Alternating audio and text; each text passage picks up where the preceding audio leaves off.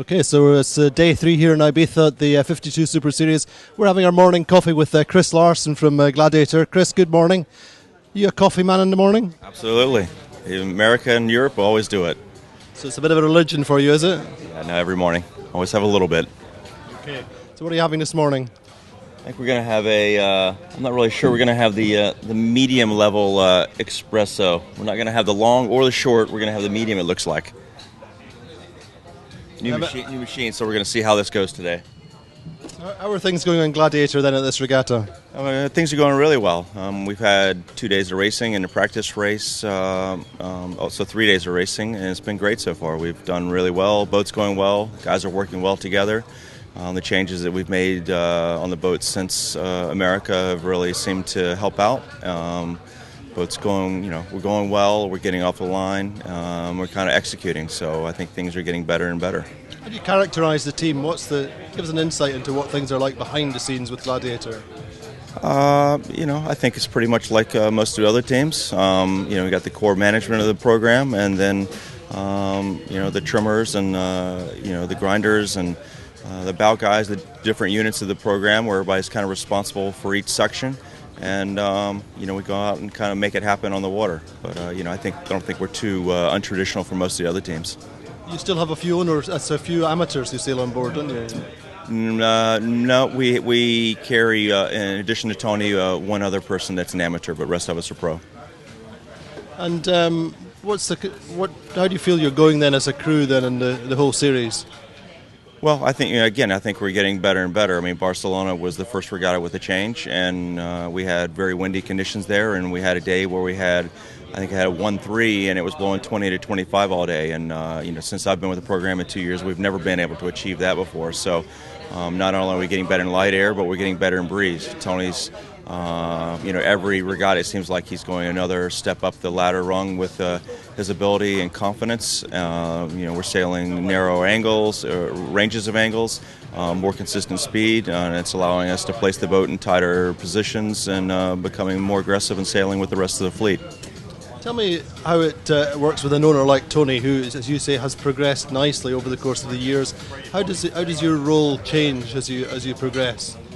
Well, I think the nice thing for me is the more events that we do, the thicker the playbook gets. When I first started, the playbook was pretty thin. We had to keep it pretty simple, try to start on one side of the pack or the other. And now, we can get in, we can mix it up and feel confident that we can maneuver on the starting line with the other boats and not be at a disadvantage. So I have a little bit more ability to use a little bit more of a normal game playbook, actually.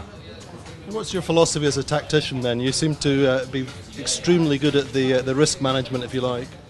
Well, I'm a little bit not reckless, but I kind of go with what I believe.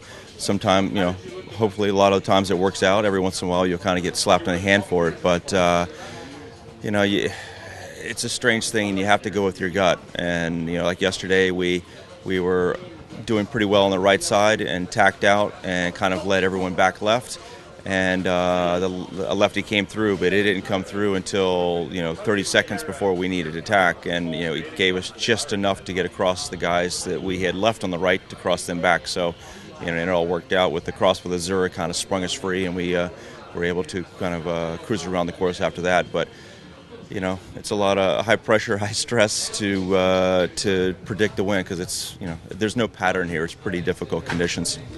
And are you a very numeric tactician? You big on numbers or more gut? A little bit of both. Gut. I look at the numbers a lot. True in angle, true in direction and heading. Making sure they're matching up. And also, pressure. And these boats are almost more pressure-related than they are numbers-related or wind speed-related sometimes, because another knot of pressure really makes a big difference in boat speed and performance. Tell me what life is like away from the circuit. What are you interested in? What are your passions away from sailing, if there's anything? Well, I've got a family at home. I've got two twin 12-year-old girls now. So when I'm home, I'm back with them. What do you like to do with them, for example? Well, one of them plays hockey, so I spend a lot of time in an ice hockey rink. We fish. I have to go to a WWE wrestling match Monday night when I get back, that was the birthday present for one of them. They wanted to go to a American wrestling match, so believe it or not. So a bunch of funny, just different things. But lately, in this time of year, it's just a lot of time on the road. I mean, I've been gone for now about 4 or 5 regattas almost straight, and I've got about another 4 regattas before I get back in the middle of August. And is this a normal season then, from that point of view, to have so much?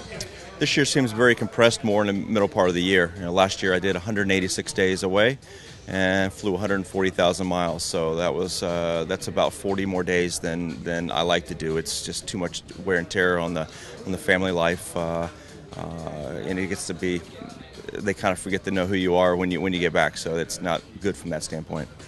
And you do a lot of different classes, a lot of different regattas. Yeah, I mean, just for instance, 2 weeks ago I was at the Etchells Worlds. Right before that was a FAR 40 regatta. It was Barcelona. We're here.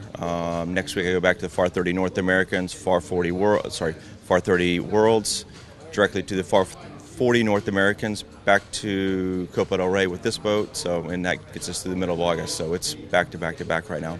How do you maintain the consistent level of performance then over that kind of itinerary?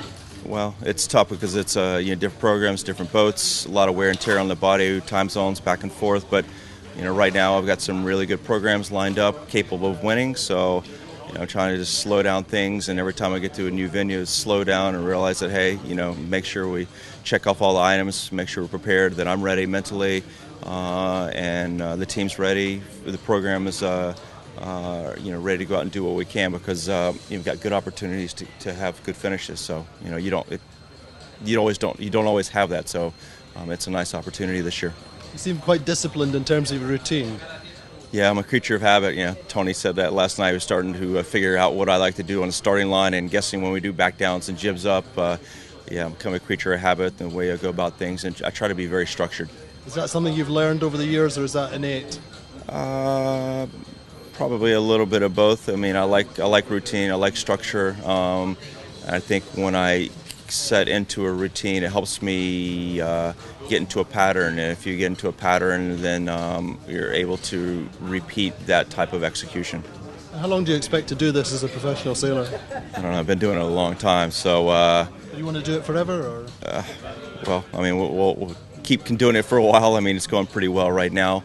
Again, it is wear and tear on the body. It's pretty tough. I'm 46, and I've been doing it basically since I was out of college, 25 years ago. So it's a lot of time traveling and doing this, but it's still going well. Good. And if you weren't doing it, what would you be doing? That's the good question. That's the $1 million question.